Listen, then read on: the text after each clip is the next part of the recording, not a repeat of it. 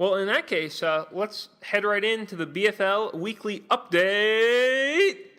Yes. There you go, Joe. I miss that. You didn't do that last week either. Did I not? No, you just went straight into BFL news and were like, all right, in the LBL division, blah, blah, blah, blah, blah. And Man, see, I got to re-listen because I'm pretty sure I did do it. I am 100% positive you didn't because I went, what the heck? All right, because see, I'm pretty much like 95% sure that I did do it. So maybe some people who listen to it will tweet in, or I can go back and re-listen. All right, fair enough. Anyhow. Either way, I missed it. It's great hearing it live. Yes, it is. Just made your week, didn't I? What happened in BFL land this week? So there were only 2 BFL events, a thin week, which is not entirely a bad thing. The LBL division was fishing on Kentucky and Barkley Lakes, and Craig Hipsher. I've heard that name before. Yeah, he's pretty good. Kind of a local legend. Local legend? Wow. Well, do tell. I mean, I don't know about local legends, but usually when you talk to, let's say a Terry Bolton. Sure.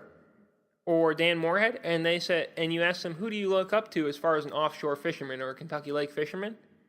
Hipsher's name is going to be in that group a lot of the time, I think. Interesting.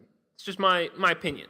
Maybe local legend is not the right word, but he's really good on Kentucky Lake. He's a local stick. Yeah, for sure. And anyhow, he caught 22 pounds, 13 ounces. He actually edged out Terry Bolton. I think Bolton had like 22-1 maybe, or maybe 21 and change. In this event. Saw that. They both caught great bags. And I'm going to let Craig talk a little bit about how his day went right now. I kind of got lucky. I got one bite in practice. The last bite I got in practice gave me a clue that they was chasing.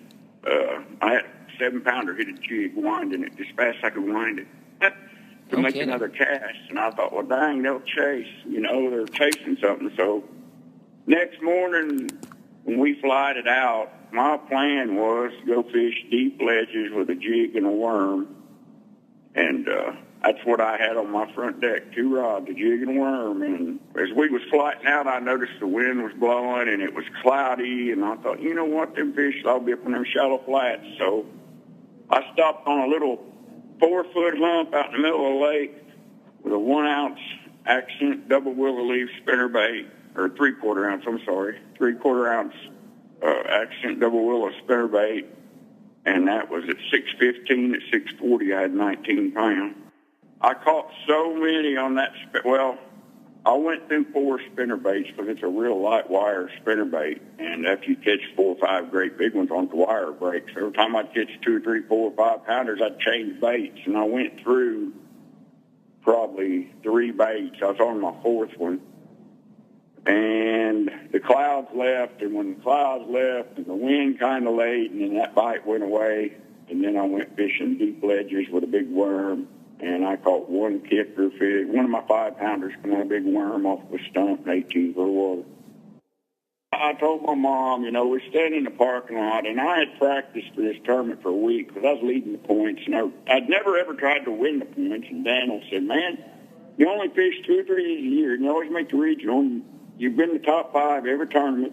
Try to win these points this year. And I said, well, okay. So I put it in my mind, I'm going to try to win these points this year. And I practiced for it, and I could find, I had like 26 or 27 brush piles I could get 1 bite in, but it'd be bigger than 4 pounds. And that was my game plan, was to run deep brush piles, get 1 bite per pile and leave. And that one fish chasing that jig to the boat the other day, and it hit it 4 foot from the tip of my pole, and I was winding as fast as I could wind, and this is a big fish. And I thought, you know what, that's somebody will chase, some of the rest of them will chase, and I kind of thought about it all night. And then when I pulled out of Kentucky Marina and I seen that lake was rough and them clouds you couldn't see the sun, it was black, cloudy, and I thought, you know what, them fish, it's just a gut thing, and I went with it and it worked. It's amazing how that works sometimes. All right, so a couple of things from that, and he did a really great job of explaining his thought process and how he, made the decisions he did during the day. But he referenced somebody named Daniel, who I'm fairly sure is Daniel Fennell. Craig BFL tournament director. Yes, Daniel Fennell. Sure. Craig actually offered to drive to the Kentucky office so I could interview him because he needed to go into Benton to do like some errands or something. And he thought that I was based out of Kentucky. I was like, well, no, I'm up in Minneapolis, so you probably can't make that drive. I'll probably just do the interview here. But he was a super nice guy, very accommodating. So what was the deal with Daniel? Oh, he was saying that Daniel had encouraged him to fish all of them and try and win the points championship. Okay. As opposed to he's typically in the past would just kind of fish one here and there. Sure. He'd sort of cherry pick them a little bit. And it looks like he's going to win the points championship. Okay, yeah, I was going to say, so he has done that this year then, and... Well, basically, as long as he shows up at the next one, he's going to win. Nice. So he's doing really well. So there's that. And the one other thing, he did say he was throwing a worm a little bit. He caught one of his fish on it. And that worm was a Lucky Strike ringleader worm. It's about 9 inches long. It's a big ringworm. Really a pretty sweet-looking bait, which I kind of want to try now. It's got a little flappy tail on it. Looks pretty neat.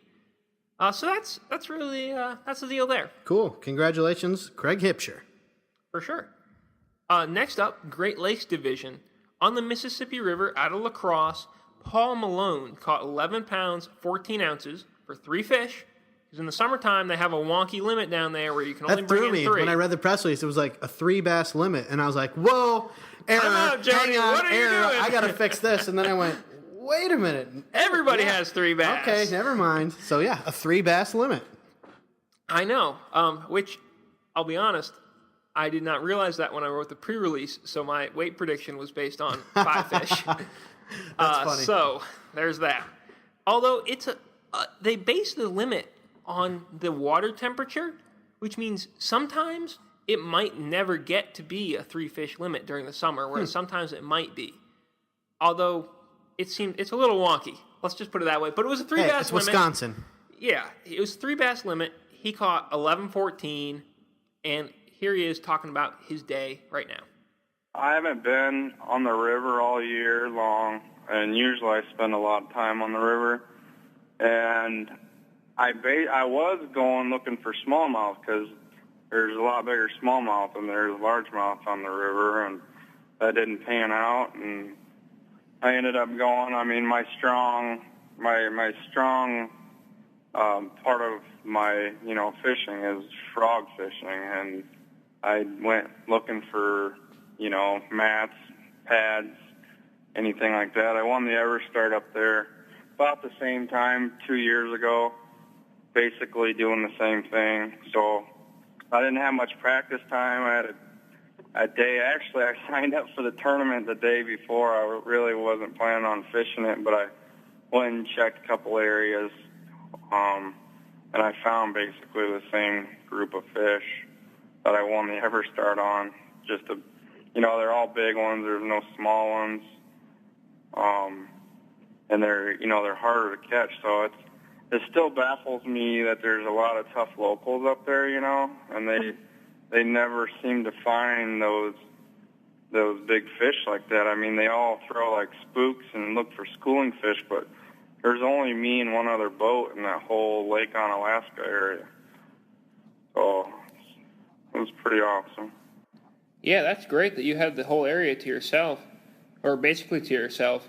Yeah, I had one on the Everstart that I won. I had the whole area to myself, but I did have to share this with one other boat. But I found another key area, probably 75 yards from this other area, and he didn't find it, and I caught like 4 4-pounders out of that area, and I was able to rest the area and not be pounded like this one. The first area, both of us were pounding it, and it never got a break, and those big fish get pressured, they get lockjaw.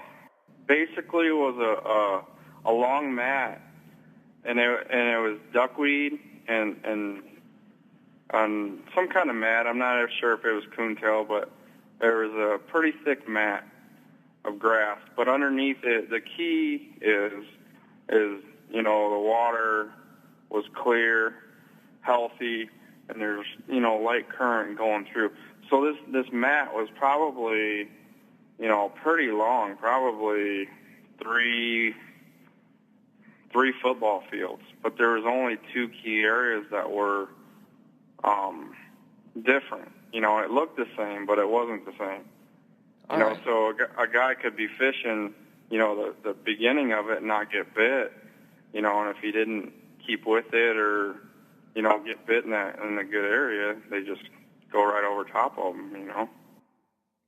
All right, so he had a great day. He said he caught over 40 bass, caught them all on a frog, and the thing that was interesting... That's fun.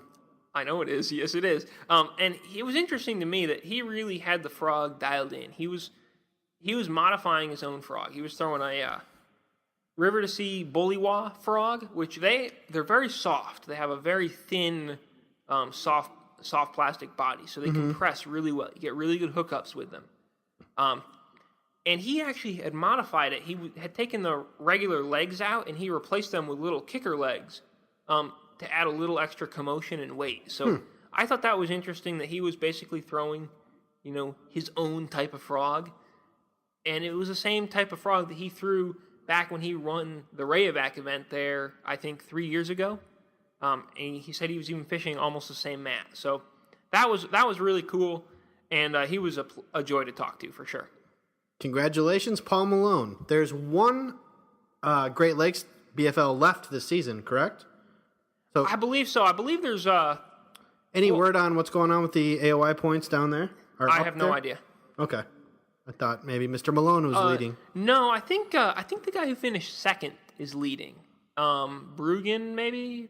Or something with a B. Yeah, Robert Brugan. Now we're just... I don't know. We're just throwing stuff at the wall now. I'm pretty sure that's his name, but I'm not positive. I believe somebody who finished high in this tournament, whose last name starts with a B, is leading in points. Fair enough.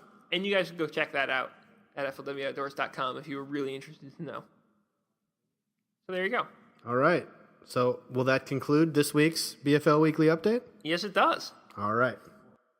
And that has been the BFL Weekly Update. For more like this, check out the rest of the FLW podcast at flwoutdoors.com or on iTunes.